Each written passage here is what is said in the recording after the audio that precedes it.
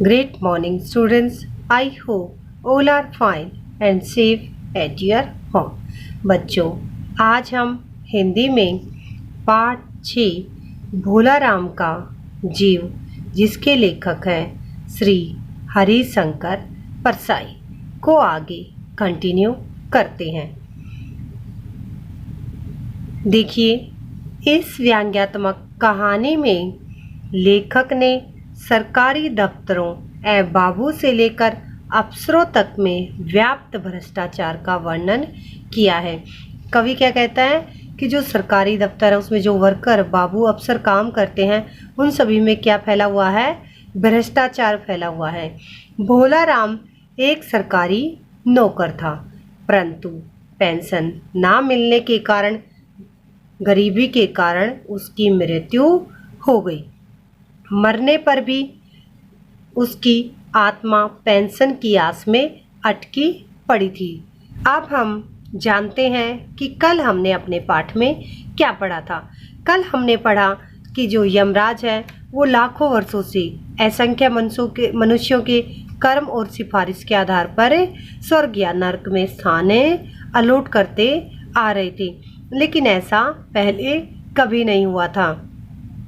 सामने चित्रगुप्त बैठे थे, वे बार बार अपना चश्मा पोंछ रहे थे और थूक से पन्ने पलट रहे थे, लेकिन उन्हें कोई भी गलती पकड़ में नहीं आ रही थी। 5 दिन पहले भोला राम के जीव ने दे त्यागी, पर जीव अभी तक यहाँ नहीं आया। फिर धर्मराज ने पूछा, वह दूत कहाँ है जो उसे लेने गया था? वह भी लापता है महाराज। विचित्र रहस्य है। इसी समय क्या होता है, द्वार खुलता और यमदूत परेशान सा वहां पर आता है।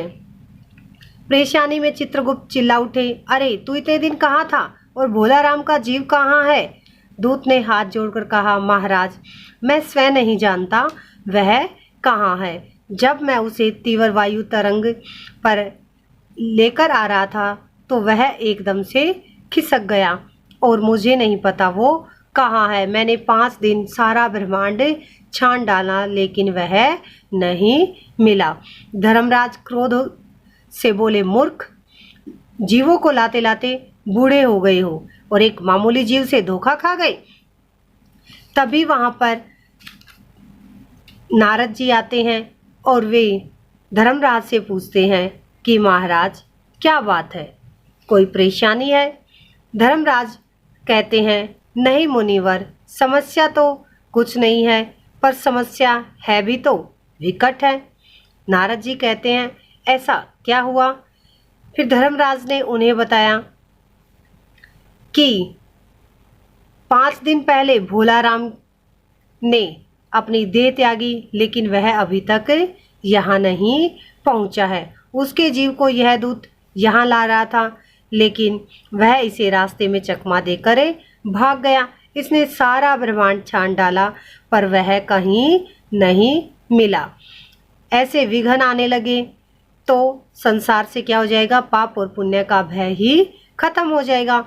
नारद ने कहा, धर्मराज मैं पृथ्वी पर जाता हूँ और उसे ढूंढ कर लाता हूँ। अब नारद जी पृथ्वी पर आते हैं, तो यही सब हमने कल अपने पाठ में पढ़ा था। इससे आगे हम आज अपने पाठ में पढ़ेंगे। Let's start. माँ बेटी के सम्मिलित क्रदन से ही नारद भोला राम का मकान पहचान गए। क्रदन मीन्स होता रोने की आवाज। द्वार पर जाकर उन्होंने आवाज लगाई, नारायण नारायण। लड़की ने देखकर कहा, आगे जाओ महाराज। नारद ने कहा, मुझे भिक्षा नहीं चाहिए, मुझे भोला राम के बारे में कुछ पूछताछ करनी है। अपनी माँ को जरा बाहर भेजो बेटी। भोला राम की पत्नी बाहर आई। नारद ने कहा, माता, भोला राम को क्या बीमारी थी? क्या बताऊं, गरीबी की बीमारी थी। 5 साल हो गए पेंशन पर बैठे, पर पेंशन अभी तक नहीं मिली। हर 10-15 दिन में एक दरख्वास्त देते थे, पर वहाँ से या तो जवाब आता ही नहीं था, और आता तो यही कि तुम्हारी पेंशन के मामले पर विचार हो रहा है। इन 5 सालों में सब गहने बेचकर हम लोग खा गए, फिर बर्तन बिके, अब कुछ नहीं बचा था, फाके होने लगे थे। फाके होना एक मुहावरा है जिसका अर्थ है खाने पीने का अभाव होना। चिंता में घुलते घुलते और भूखे मरते मरते उन्होंने दम तोड़ दिया। नारद ने कहा, क्या करोगी माँ? उनकी इतनी ही उम्र थी, मीन्स आयु ही इतनी थी। ऐसा तो मत कहो महाराज, उम्र तो बहुत थी। 50-60 रुपया महीना पेंशन मिलती तो कुछ और काम करके गुजारा हो जाता, पर क्या करें, 5 साल नौकरी से बैठे हो गए और अभी तक एक कौड़ी नहीं मिली। दुख की कथा सुनने की फुर्सत नारद को थी नहीं। वे अपने मुद्दे पर आए। माँ, यह तो बताओ कि यहाँ किसी से उनका विशेष प्रेम था जिसमें उनका जी लगा हो, मीन्स मन लगा हुआ हो? पत्नी बोली, लगाव तो महाराज बाल बच्चों से ही होता है। नहीं, परिवार के बाहर भी हो सकता है। मेरा मतलब है किसी स्त्री। स्त्री ने गुर्रा कर नारद की ओर देखा, बोली, अब कुछ मत बको महाराज, तुम साधु हो, उचक्के नहीं हो, मीन्स कोई चोर नहीं हो। जिंदगी भर उन्होंने किसी दूसरी स्त्री को आंख उठाकर भी नहीं देखा। नारद हंसकर बोले, हाँ, तुम्हारा यह सोचना ठीक ही है। यही हर अच्छी गृहस्थी का आधार है। अच्छा माता, मैं चला। स्त्री ने कहा, महाराज, आप तो साधु हैं, सिद्ध पुरुष हैं, कुछ ऐसा नहीं कर सकते कि उनकी रुकी हुई पेंशन मिल जाए, इन बच्चों का पेट कुछ दिन भर जाए? नारद को दया आ गई थी। वे कहने लगे, साधुओं की बात कौन मानता है? मेरा यहाँ कोई मठ तो है नहीं, फिर भी मैं सरकारी दफ्तर में जाऊंगा और कोशिश करूंगा। आशा है आज हमने अपने पाठ में जो पढ़ा वो आपको समझ आ गया होगा।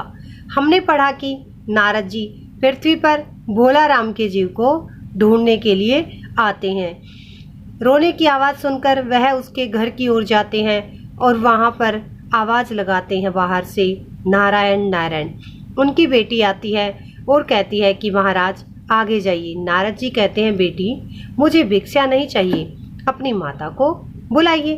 तभी भोला राम की पत्नी आती है और नारद जी उनसे पूछते हैं कि क्या उन्हें कोई बीमारी थी? भोला राम की पत्नी कहती है, नहीं महाराज, बीमारी तो क्या थी, गरीबी की बीमारी थी। 5 साल हो गए नौकरी से पेंशन नहीं मिल रही थी, गरीबी के कारण ही उनकी मृत्यु हो गई। महाराज ने कहा, मीन्स नारद जी कहते हैं कि माता आयु ही हो गई थी। भोला राम की पत्नी कहती है, आयु तो कहाँ हुई थी महाराज, अगर पेंशन मिल जाती तो कुछ और दिन काट लेते। तभी नारद जी वहाँ से जाने के लिए कहते हैं और भोला राम की पत्नी कहती है कि आप तो साधु हैं, महान पुरुष हैं, आप ही हमारी पेंशन का कुछ कर सकते हैं। नारद जी ने भोला राम की पत्नी को कहा, ठीक है, मैं सरकारी दफ्तर में जाता हूँ और पेंशन का इंतजाम मैं करता हूँ। बच्चों, आप सभी ने अपने इस पाठ को अच्छे से पढ़ना है। धन्यवाद। आपका दिन शुभ हो।